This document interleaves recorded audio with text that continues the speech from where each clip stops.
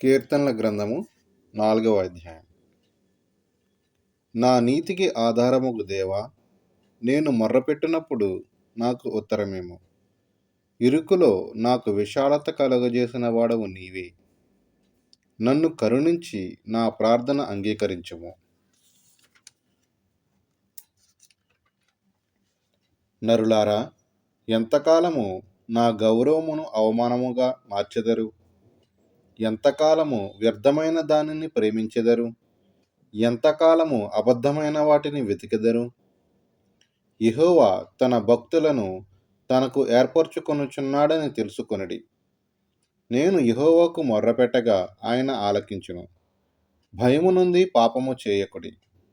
మీరు పడకల మీద నుండగా మీ హృదయములలో ధ్యానము చేసుకొని ఊరకుండుడి. నీతియుక్తమైన బలులు అర్పించుచు యెహోవాను నమ్ముకొనుడి. మాకు మేలు చూపువాడెవడని పలుకువారు అనేకులు.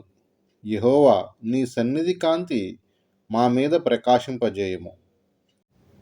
వారి ధాన్య ద్రాక్షారసములు విస్తరించిన నాటి సంతోషముల కంటే అధికమైన సంతోషము నీవు నా హృదయములో పుట్టించితివి.